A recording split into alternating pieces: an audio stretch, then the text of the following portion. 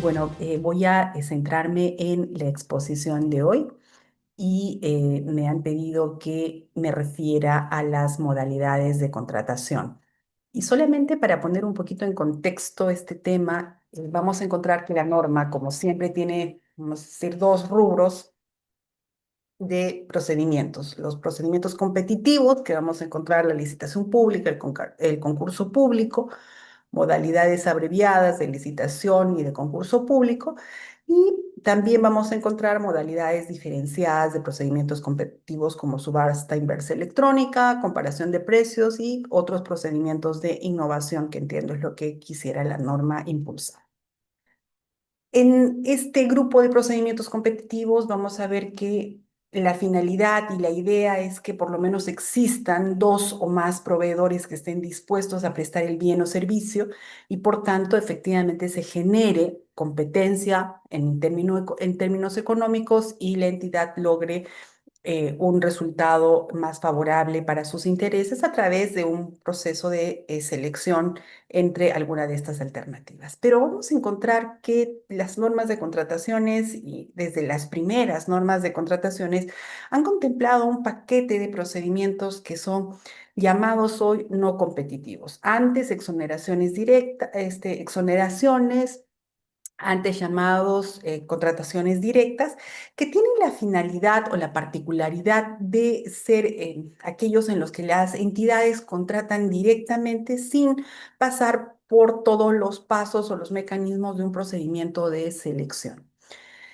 Es importante señalar que de acuerdo a la ley, en estos casos se aplican básicamente los principios de la ley de contrataciones y además son aprobados por la autoridad de gestión administrativa o el titular de la entidad. Cuando es la autoridad de gestión administrativa, se trata de una facultad indelegable y por tanto tiene que ser directamente ejercida por eso. El procedimiento para hacer este mecanismo de selección está previsto en el artículo 102 del reglamento, excepto para las compras de emergencia que, como vamos a ver, tienen un tratamiento distinto.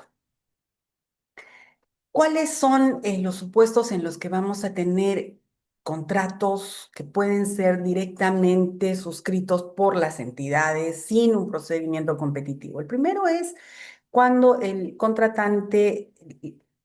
otro contratante es un proveedor que es el Estado, una entidad que contrata con otra entidad.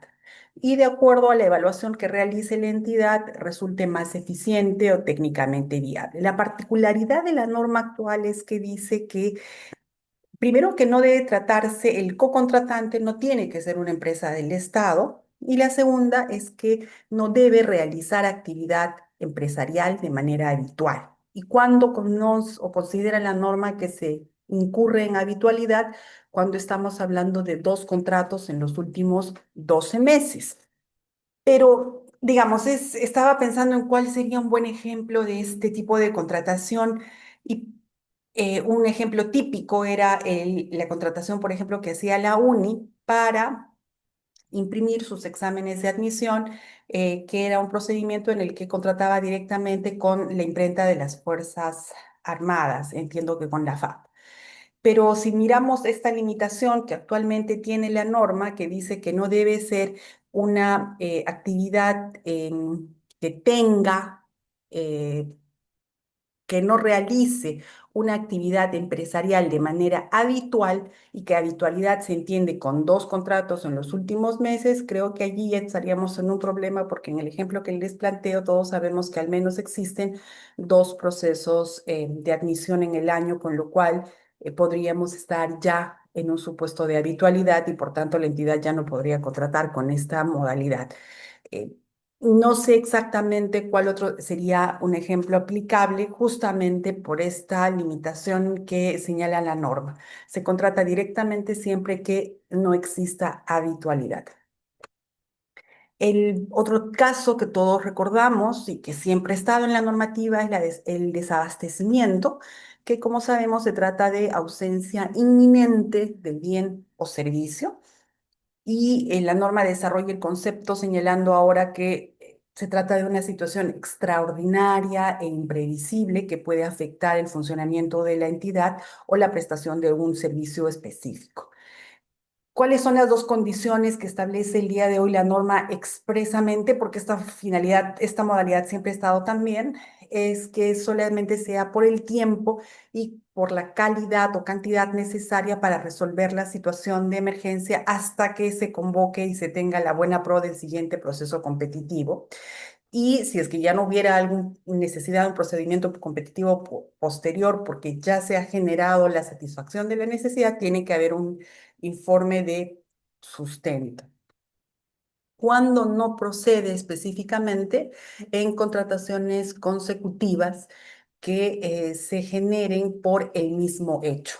Imaginemos que se produce cualquier hecho que genere el desabastecimiento, la posibilidad que establece la norma es solamente una contratación, pero no dos sucesivas, salvo, dice la norma, que ocurra una situación distinta a la que generó la primera contratación directa. Siempre tiene que tratarse de necesidades anteriores a la fecha de aprobación del procedimiento no competitivo, porque la idea es justamente subsanar, solucionar, atender una urgencia de la entidad. Siempre tiene que resultar exclusivamente para lo que sea necesario para atender esa situación de desabastecimiento, nunca en forma posterior. Y jamás no procede regularizar en el caso de desabastecimiento. No procede realizar en vías de regularización. Cuando el desabastecimiento se origine en la conducta o en la omisión de algún servidor, se debe iniciar el procedimiento para establecer la responsabilidad que corresponde. Otra cuestión que es importante, que también siempre ha estado contemplada, aunque a veces con distintas denominaciones, es el tema del proveedor único y servicios personalísimos. Cuando hablamos de servicios personalísimos, estamos hablando de servicios en aquellos en los que la contratación se hace en razón de la persona. Yo, por ejemplo, contrato a un especialista específico por la característica de especialidad que tiene o porque tiene cierta experiencia reconocida en la materia. Y como yo contrato básicamente en razón de la experiencia personal de este profesional, por ejemplo, no es posible generar subcontratación y obviamente tampoco puede ser con respecto a una persona jurídica. Siempre tiene que ser respecto de una persona natural. ¿Por qué? Porque los servicios personalísimos son eso, se hacen en función de la persona específica del proveedor.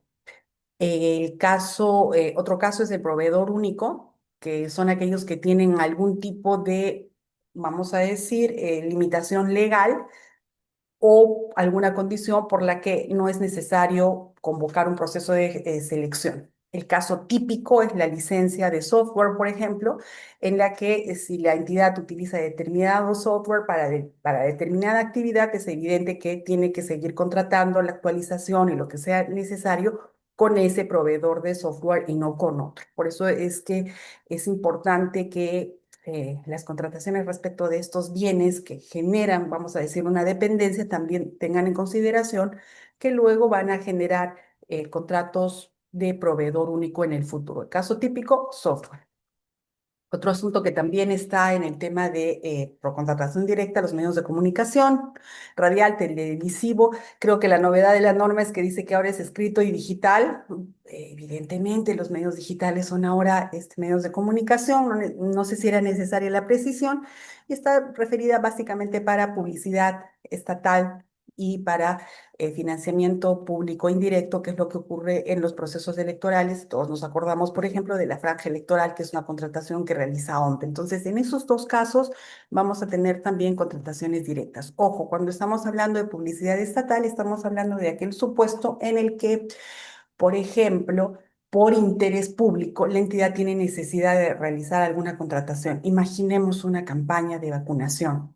El día de hoy tenemos una situación muy complicada de tosferina en la selva. Lo lógico sería que sea una intensa campaña de comunicación para solucionar el problema, obviamente como mecanismo alterno a lo que haga el MINSE efectivamente, y en este caso evidentemente necesitan cierta difusión con determinadas características y para eso es que se utiliza el concepto de publicidad estatal, no es para hacer campaña electoral por nadie.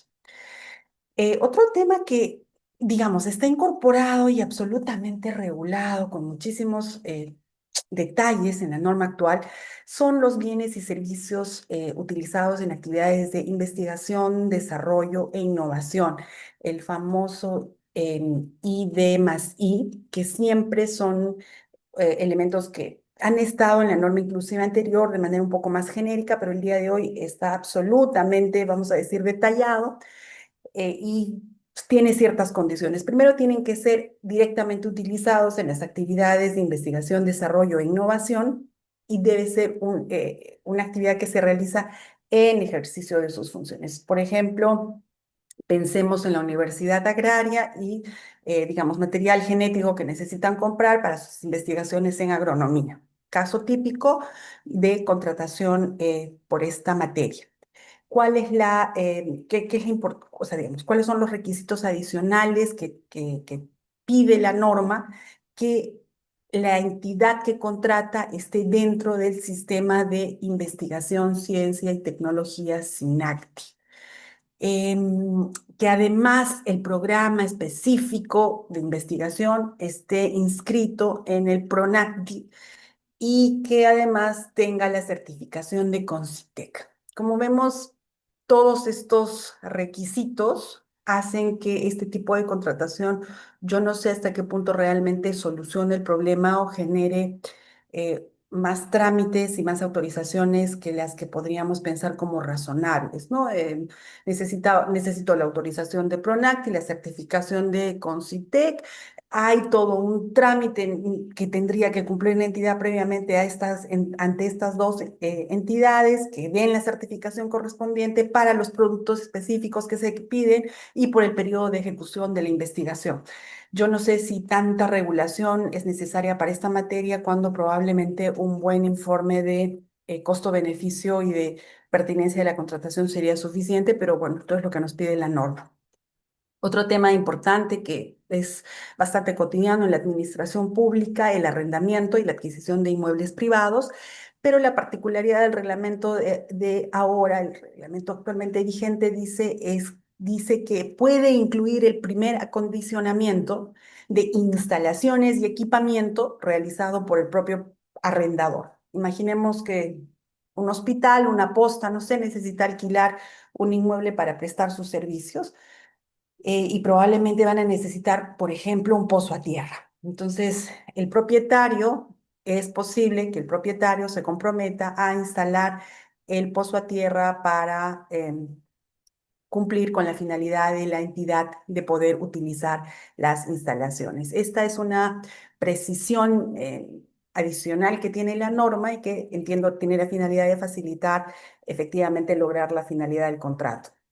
Las actividades de asesoría también siguen en la modalidad de exoneraciones y una de ellas es la modalidad de asesoría para funcionarios y exfuncionarios públicos, miembros y exmiembros de las Fuerzas Armadas y Policía Nacional por actos, omisiones o decisiones adoptadas en el ejercicio de sus funciones. De acuerdo a la ley de la materia, cuando un funcionario se ve involucrado en un proceso de cualquier tipo, tiene derecho a solicitar asesoría legal de la entidad en la que prestó el servicio, con cargo a que si es exonerado de responsabilidad finalmente, el Estado asume ese costo de asesoría y si no, tendría que hacerlo el propio funcionario o ex servidor. Entonces, esta es una modalidad que se mantiene, no veo ninguna particularidad adicional en este tema. Un asunto adicional son las asesorías para procesos arbitrales o judiciales y hay la precisión de que se incluye la etapa previa al inicio de los procesos. Y una cuestión importante que es absolutamente útil para las entidades y creo que debería utilizarse más, pero eso implica una actividad de gestión importante, de ejecución del contrato y cierre del contrato, es la contratación del saldo de ejecución. cuando el contrato haya sido declarado nulo, pero solo por dos causales: documentación falsa o impedimento de contratar con el Estado. Si es que la entidad declara la nulidad del contrato por esas dos causales o resuelve el contrato por cualquier causal, puede iniciar este procedimiento de contratación directa. Y tiene que tratarse de un proceso en el que previamente ha existido un procedimiento de selección competitivo. Evidentemente, por ejemplo, si yo estoy contratando el saldo de obra para la ejecución de la obra, tiene que incluir la consultoría para la elaboración del expediente del saldo de obra y la consultoría para la supervisión de la obra. Este asunto no quedaba muy claro de la norma pasada, era una cuestión de sentido común, pero el día de hoy está expresamente prevista. Y los servicios de capacitación, y aquí sí me sorprende la exigencia, y no sé hasta qué punto otra vez esta regulación va a ser eficiente o no, pero dice que cuando la entidad requiera capacitación a sus profesionales, puede recurrir a instituciones nacionales, siempre que tengan algún tipo de acreditación según el CINEACE. Y cuando se trate de instituciones extranjeras, que a mí esto sí me parece, no sé hasta qué punto posible de cumplir, que se trate de un organismo especializado y acreditado por una agencia extranjera conforme a los lineamientos del CINEAS. ¿Cuáles son las que cumplen? Como según si yo quisiera mandar a mi personal específico a una capacitación en un tema de energía, por ejemplo, o de, no sé, telecomunicaciones o minería o algún tema específico muy técnico. ¿Vamos a cumplir con este requisito? ¿Es posible o estamos otra vez generándonos trabas y requisitos imposibles de cumplir en la realidad? ¿No? Porque en la norma el papel aguanta todo, como decía el doctor Soria. Y además, cuando se trate de organismos internacionales, me pongo a pensar en CAF, en, no sé, el Banco Interamericano de Finanzas y en instituciones serias, dice que la entidad debe tener entre su objeto la prestación de los servicios de formación, capacitación o asistencia técnica. Y si no está específicamente en sus estatutos, la entidad ya no podría contratar, con lo cual nos estamos reduciendo, estamos nivelando todo para abajo, tengo la sensación aquí. Siempre nivelamos para abajo, no queremos crecer, queremos jalarnos todos para abajo. Mientras más chatos estemos, mejor parece, ese parecería el mensaje de esta norma. Y siempre dice la norma, además agrega que tiene que estar por debajo de los umbrales de los tratados de comercio, de tratados internacionales. No sé hasta qué punto esta anotación sea relevante en la práctica. No, realmente no tengo experiencia en ese rubro. Otro tema que a mí me ha llamado mucho la atención es la contratación de Fuerzas Armadas, Policía Nacional y el Sistema de Inteligencia Nacional. Y a mí me gustaría que veamos todos a ver qué nos parece, ¿no? Antes esta contratación siempre estaba en la evolución de las normas. Digamos, no había antes una norma expresa, después se incluyó una que sí contemplaba las compras secretas de las Fuerzas Armadas, y después tenemos esta versión que, digamos, es, a ver, ¿qué pensamos? Primero dice que tiene que ser compras declaradas como secreto militar o razones de orden interno. ¿Qué cosa es orden interno? A través de decreto supremo refrendado por el MEF. La segunda cuestión es que dice requiere opinión previa favorable de la Contraloría General de la República. Y ahí uno podría pensar aquí hay algún sistema de control, pero el requisito es bien chato, porque lo único que dice es el objeto de la contratación debe estar en la lista de bienes y servicios declarados de secreto militar o de orden interno. O sea, lo declaro y ya estoy. Y tiene que haber una admisión o u opinión favorable 7 días hábiles de presentada la solicitud. Y a mí una cuestión que me ha llamado mucho la atención es que incluye bienes, servicios u obras de carácter administrativo u operativo. ¿Puedo comprar muebles con esta norma en menaje? Pasa como bienes de carácter operativo. ¿Cuál es el alcance de esta norma y cómo se está usando y cuál es la finalidad? Todos entendemos que las compras militares y las compras secretas, que antes eran así denominadas, pues todos entendemos que hay alguna finalidad, pero No sé hasta qué punto incorporar carácter administrativo u operativo incluye realmente carácter secreto, militar o razón de orden interno.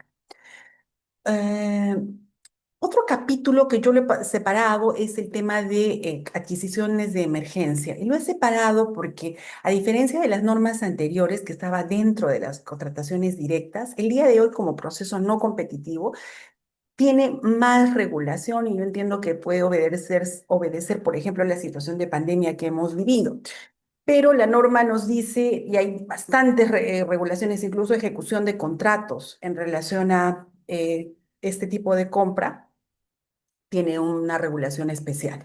La primera es que se trata de bienes y obras estrictamente necesarios para prevenir la inminencia de la ocurrencia, dice, o atender las consecuencias de la ocurrencia de la situación de emergencia.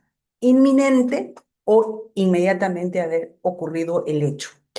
La entidad debe contar con recursos necesarios y cuando el bien o servicio se ejecuta íntegramente dentro de las 72 horas de la emergencia o del desastre, se autoriza primero el pago adelantado con ciertos topes dependiendo del nivel de gobierno. Se autoriza la exoneración de la presentación de carta fianza del FI y el cumplimiento, que es una cuestión lógica, porque entiendo que si ya se ha prestado el servicio, ¿para qué prestaríamos una carta fianza adicional?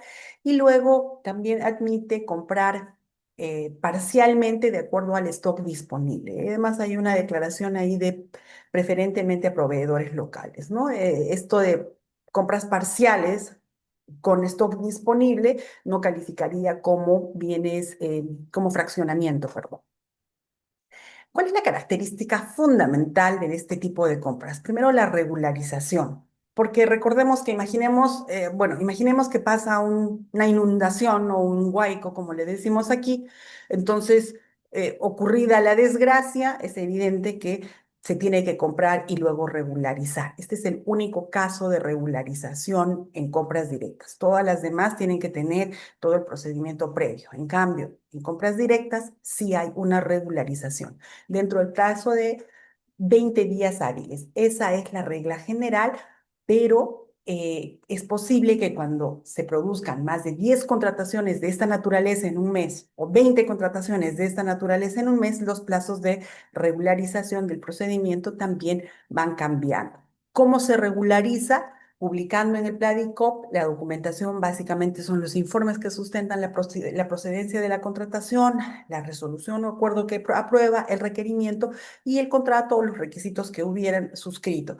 Una cuestión importante es el tema de las cartas fianza. La regularización dice que puede ocurrir 10 días después de producida la inscripción o regularización en el Pladicop, pueden ser 10 días hábiles adicionales. 10% del monto de la garantía es el monto de la garantía del contrato original o de las prestaciones que aún no se hayan ejecutado. Y creo que ahí hay una cuestión de sentido común, ¿no? Si ejecutaron el 80% de la prestación y al décimo día, perdón, al 20º día que se está terminando de regularizar, solo falta el 10%, pues no es muy lógico pedir una garantía por el 100% de la prestación. Esto a mí me parece que es una cuestión de sentido común. Y no corresponde exigir garantía cuando ya se haya agotado la prestación o cuando se haya producido el consentimiento de la liquidación final, porque evidentemente en este caso ya no tiene sentido la carta fianza, porque recordemos que la fianza tiene la finalidad de garantizar el cumplimiento del contrato. Si el contrato se ha cumplido, se ha pagado, se ha dado la conformidad, pues ya no tiene mucho sentido exigir una carta fianza y creo que este asunto está previsto expresamente, pero siempre ha sido, desde mi opinión, posible hacerlo porque era una cuestión de sentido común, ¿no? Pero bueno, no siempre se ha aplicado seguramente y ahora la precisión está hecha. Una cuestión que sí contempla la norma expresamente es que es posible hacer compras centralizadas. Este es un supuesto en el que todas las entidades afectadas o involucradas en la emergencia pueden solicitar a Perú Compras que realice algún tipo de contratación y el requisito es que sean emergencias de nivel 4 y 5 calificadas de esa manera por el SINAGER. Y luego Perú Compras e INDECI deben coordinar inmediatamente las compras centralizadas de emergencia. Entendemos que esta es una medida destinada a agilizar la compra en un momento particularmente crítico para la situación. Una cuestión que es importante es que desde que se produce la emergencia hasta el año siguiente, imaginemos que ha habido el huaico el día 20 de enero, hasta el 20 de enero del año siguiente, se puede contratar directamente para ese evento. Pasado el año, durante la vigencia del segundo año, es posible contratar en modalidades abreviadas de licitación o concurso público sin tener en cuenta el monto de la cuantía.